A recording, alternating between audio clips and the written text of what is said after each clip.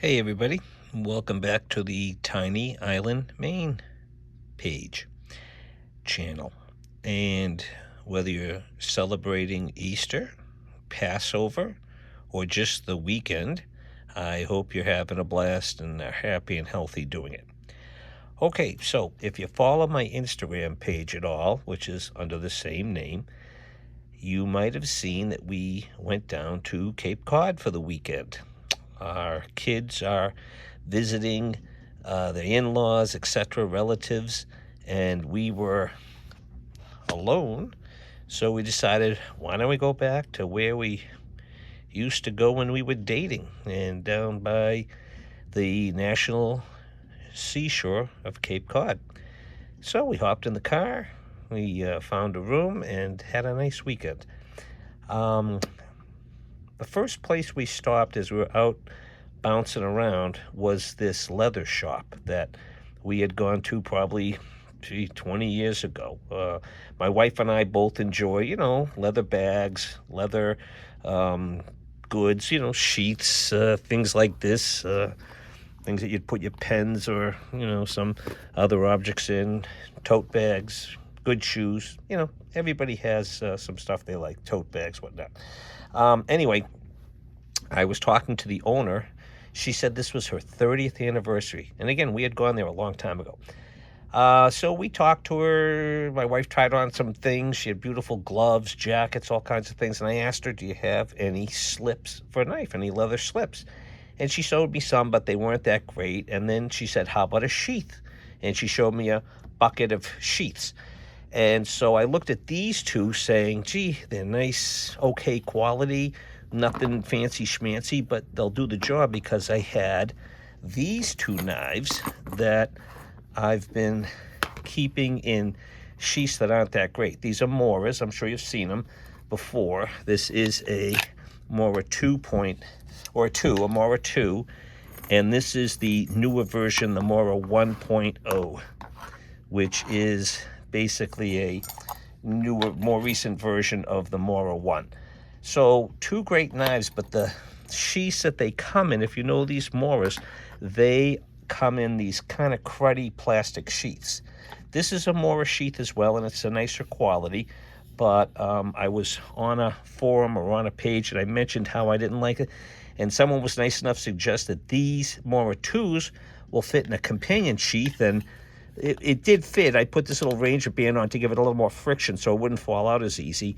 And that worked for a while. But when I was at that store, I saw these and I said, gee, I think these will work. And I made a nice, reasonable, we bought a handful of stuff, and she gave me a very good price. And again, not like these are, really high, super quality, but the leather's real, it's good, and they're sewn decently. So now, let's see if this Mora 1.0, it looks like it should fit okay. I could go about that deep without worrying. Have a little bit of handle sticking out. Let's put it in. Oh yeah, good. Okay, so that's just about to where it was safe. Beautiful. Okay. All right, so that's the first good thing. And now let's see, we can go just about to the beginning of that Ranger band.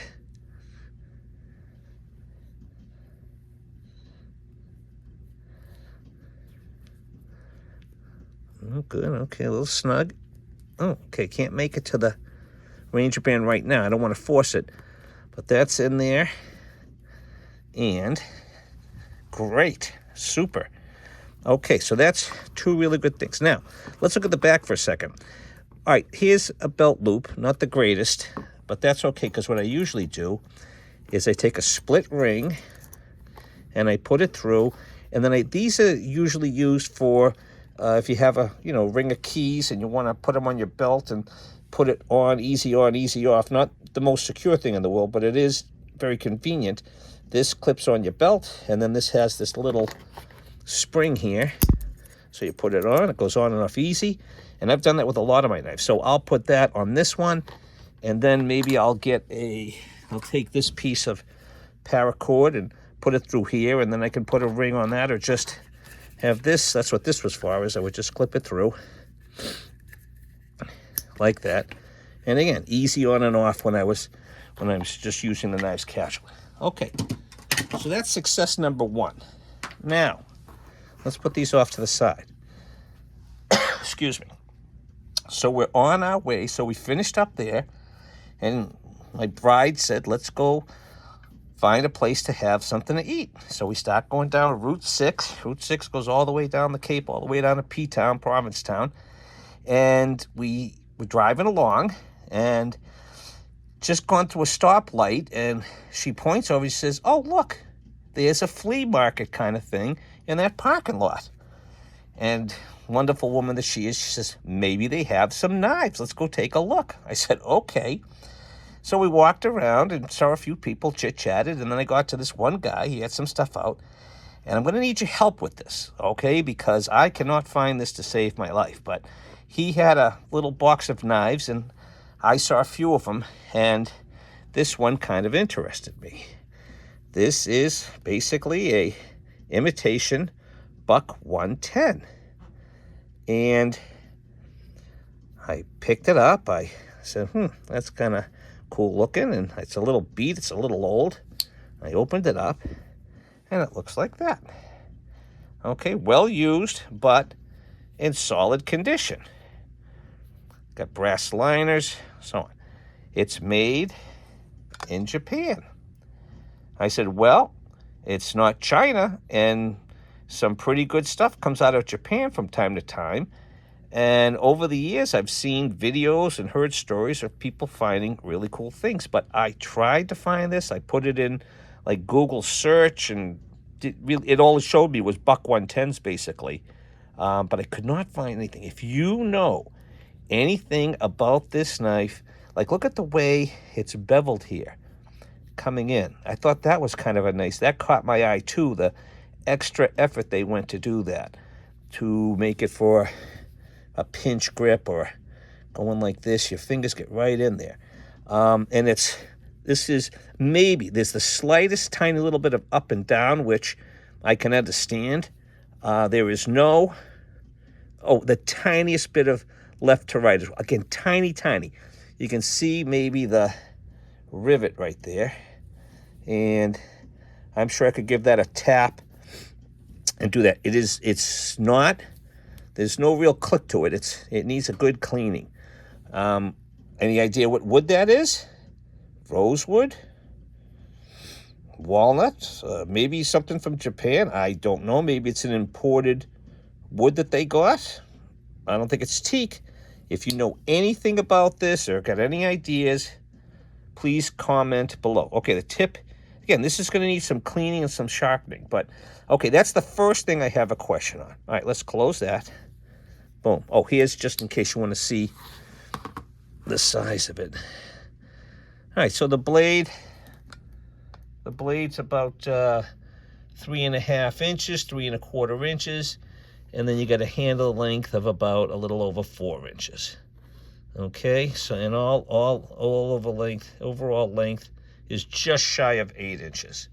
All right, and it's got kind of a little curve to it.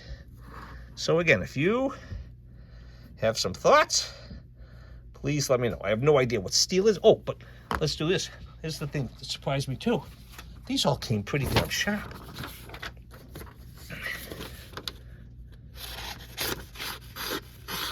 Not perfect, but I haven't done anything to these. I've had them for less than a week. Look at that. Beautiful. All right, so there's find number 2 or 3, depending on how you keep in score. Then he also had this old sheath. It turns out, I asked him, I said, gee, are these your personal knives? The guy was like, 40, 50 years old. Nope, these were my dad's. He's had these forever. He was a hunter, and so on and so forth. And I'm kicking myself because there was a few other knives there, and I should have really spent some more money with him because he gave me very fair pricing on this. He was just looking to move them, I think. And I wish he had like some old, they look like old hickory butcher knives and that kind of thing. And not that those really interest me, but he had some other stuff too. But these things jumped out at me first. Okay, so here's the sheath. And I opened it up. And I'm like, wow, look at that guy right there. That is, you know, in good shape, I'm thinking to myself. Then I could see right here, you can probably see it too. The tip is broken off there. But look at the centering. Look at the centering on that other blade. Oh, both of them. All right, so we open it up, and we see that it says, let me see if I can get this, Western Knives. And that says stainless steel, USA. And I have some fixed blade Western knives that I did a video. If you search back, it's called Old School Hunting Knives. Very popular, and there's a lot of information. People really came out and helped me with some answers. So again, I'm going to ask the same thing about a few things. All right, so Western. And on the back, it says that the item number is the S. It looked like a B at first, but there you go. You see it, S-062. So there's a lot of videos on the 062s. I'm guessing the S stood for stainless. I'm not sure. But so, okay, so there's the first blade with the tip broken off. Then here's this blade that is in much better condition. Again, you know, don't mind the sharpening and the, you know, this guy, I'm not sure whether he uses a belt or what, but he took care of him. This says stainless steel as well, and nothing on the back that I can see. But you can see that the bolsters are good. This, I'm thinking that this is a Delrin, a man-made. It's not, I don't think it's bone, jigged bone. I don't think it's real from what the few videos I saw. But if you know something, but boy, look at it. There's no cracks. There's no breaks. This shield is like this on all of them. There's no logos on them. I haven't seen any yet so far. But, and again, if you know. All right, let's give this a little cut test. Back out here a little bit. Beautiful. Really nice. Maybe a tight little, a small little nick here and there. But, okay, so let's even try the chipped blade and see if this is sharp. Again, beautiful. Okay, maybe it needs a little stropping, but for the most part, the guy sharpened his knives. Whether you could, you know, agree that maybe he wasn't the neatest about it, or I don't know what he used, but he did keep them sharp, and not too bad. So, again, if you know anything about this, if you have one, I'm thinking this thing is probably 40, 50 years old. This is pretty old. All right, on the tip, on the whole knife, what should I do? Should I leave this as is? Should I file that flat so I have like a little screwdriver tip here? Or I've seen, I'm sure you've seen too, dozens and dozens of videos where you can kind of grind this down and come up and feather it all in, and you just have a shorter point on it. You should shorter blade, but you still have a sharp point. What do you think? What should I do with this? Leave it as is? Don't touch it? Should I polish the blades up? That's what I want to know. One thing I want to mention about this sheath, because I don't know if this originally came with it. It fits good, and man, this has got some miles on it. You can tell this thing has been through it all.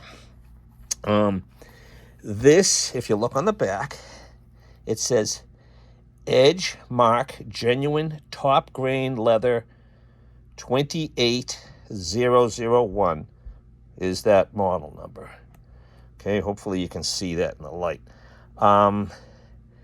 So whether or not this came with it, and the threads are kind of missing here. I don't want to pull up on it, but it holds. It's solid. It's good. Looks like he took care of the leather too, or maybe it was just from using it all the time and natural patina, but it looks like he treated the leather. So this sheath, this is a video I did a bunch of years ago. I bought this at a knife and gun show, a 6-layer champion. I think this is. It might be might be just the champ, the Swiss champ. But this has, now this is going to be tough to see, but this is also an edge mark sheath. Let me see if I can get it in the light. You might be able to pick up on it, you might not, but you're going to have to believe me. And this is a 28016 right here.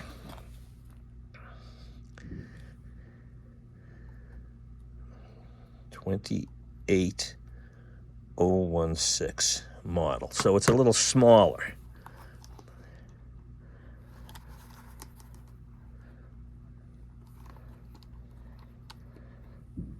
I actually put a little bit of snow seal on this. All right. And again, should I clean the sheath or should I keep it for prosperity like it is? All right. So that's that. And this is a good-sized knife.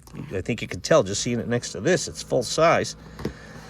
Let's take out the blade that actually is long. It's not damaged as much. And this baby is an overall length of a little over 9 inches. Wow. 3.5-inch cutting length, 4-inch blade, 1, 2, 3, 4, 5-inch handle. And it feels great in the hand. It really, really does. None of this is loose. How about this? No side to side. No up and down. Wow. How about the broken one? A tiny bit of side to side here. No up and down. Just a tiniest little bit of side to side wiggle, but not a lot. Okay. All right. Now, let's not forget this guy. Okay. And we cut with both those. They were good. Now, here's the pièce de résistance. Are you ready? Coming in slow. Look at that.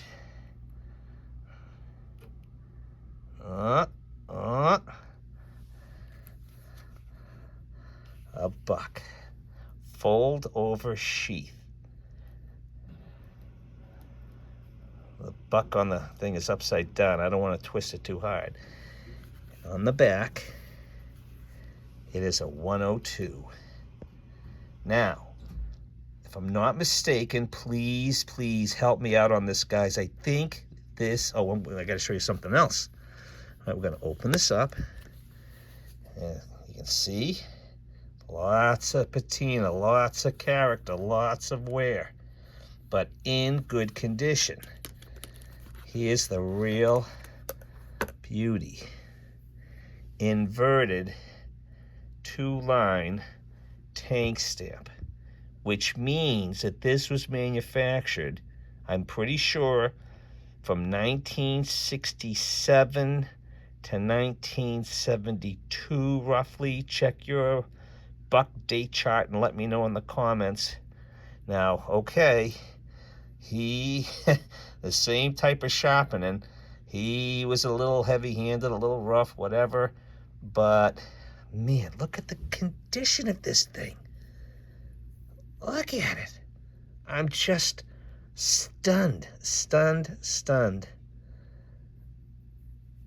You can look at the swedge there.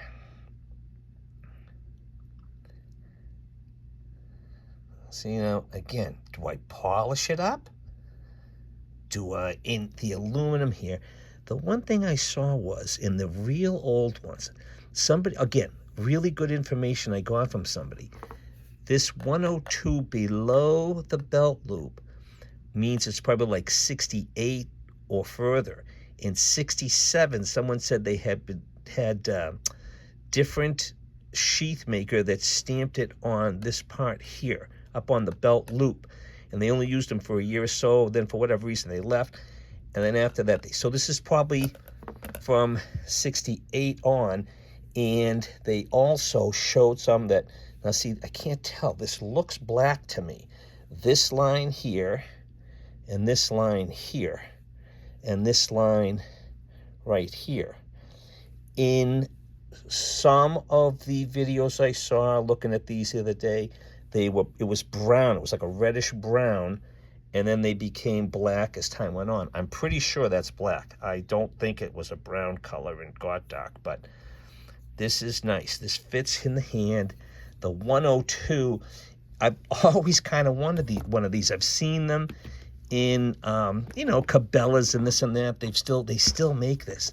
And it's a very handy knife to have, but I have other smaller things. But again, this came up. Fate brought it to me, and very, very happy about it. Okay, so hold on.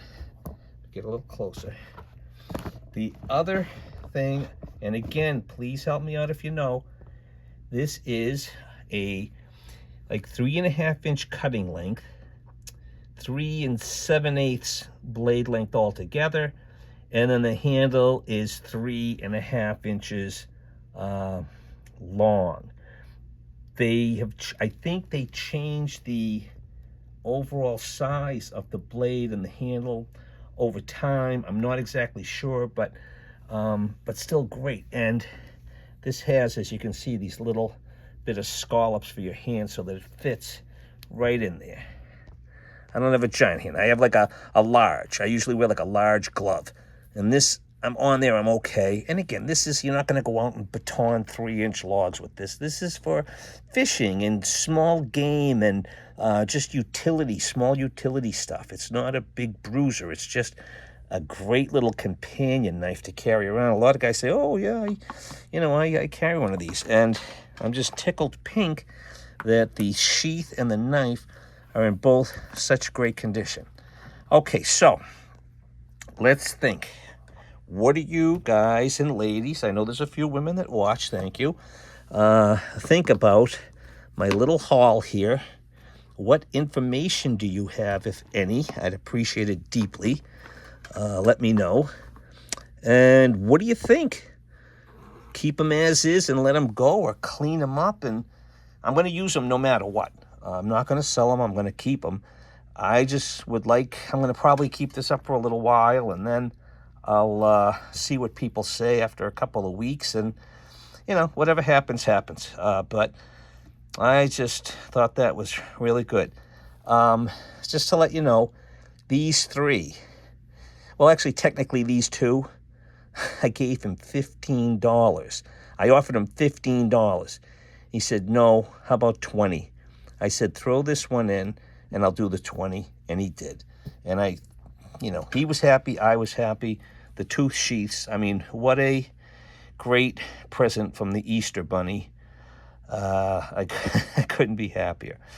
All right, so that's my little adventure. Thanks for listening to me go on and on. Thanks for staying. If you stayed this long, thank you. I've got some new subscribers. Thank you to those people as well. People that are just watching my stuff.